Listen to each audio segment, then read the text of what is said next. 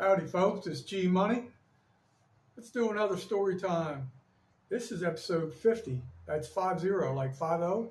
So let's do a 50 type story time. All right, this was probably back again in the mid 80s. It might have been later 80s, 87 ish. I don't remember when it was exactly. But one of the things I always prided myself was if there was a high speed chase, and I was on the radio, you're going to get caught.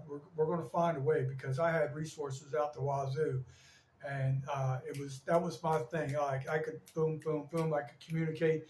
There was like we had our big computer panel, our CAD system, and I could just click a button and call the Wilmington Police. I could call Newcastle County Police were in the same room, wherever it was. And it was just very instinctful for me to really coordinate, and I knew the area outstanding. So in this one particular evening, there was a high-speed chase that was coming from like South Wilmington, and there was Interstate 495, which go to the right, which would almost parallel the Delaware River, and there was I-95, and then they would rejoin prior to entry into Pennsylvania. So at that time, there was only it was like 10 miles between exits or something. I'm guesstimating. I don't know the exact mileage. I think now they've added another exit in between. But so they're in high speed chase. Like it's going like 125, 130 miles an hour. So this trooper, I'm just going to call him Johnny. I rode with Johnny a lot, and he did a lot of crazy things. And we're about to learn a little more about Crazy Johnny. So it's almost like a little Johnny story, but too darn funny. He would do some crazy stuff, and he wasn't like the biggest jacked up trooper or anything, but he jacked up in here a little bit. But so it was some type of Chevy. I want to say it was like a Chevelle or some type of Chevy. I forget what the model was. But this thing is hauling butt up 495, and I'm like, this dude's going to be trapped. Because there's, like I said, it was almost like 10 miles up the road was the next exit. So I had enough time to coordinate people getting into position. And one of the last exits was Philadelphia Pike. I think it's like, I don't remember the route number, but if you get off on Philadelphia Pike, you take a right, it would take you into Marcus Hook, Pennsylvania. So you really don't want to go that way.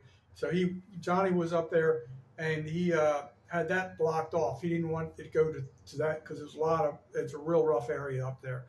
You kind of want to keep them on the interstate where it's easier to apprehend the perpetrator or perpetrators. So Johnny sees this car coming, and it is like hauling butt. So he's at the top of the ramp, and mind you, like I'm going to try and give you like a visual. 495 is going to 495 is going to wrap around like this, and then Johnny's, I can't even get my hands to coordinate correctly, but Johnny's it's probably, I can do it better this way. Johnny's up here, and this is everything's backwards here in my video. I'm doing this terrible, but there's cars going up here. Trooper is going, he's trying to go this way down the ramp. That's a little bit better. I don't know why I couldn't figure that out. But so this car is coming up. Johnny is going down the ramp, and he just punches it. And he's pulling down, and then he literally pulls right in front of the chase vehicle, and then hits his, taps on the brake. Like doesn't totally lock him up, but the guy rear ends him. But he's able to slow down the perpetrator, and then they were able to control the situation, get around. But like that's like you see a lot of these chases on TV, like in LA, and they're allowed to do pit maneuvers and everything. Back then, you weren't allowed to do that.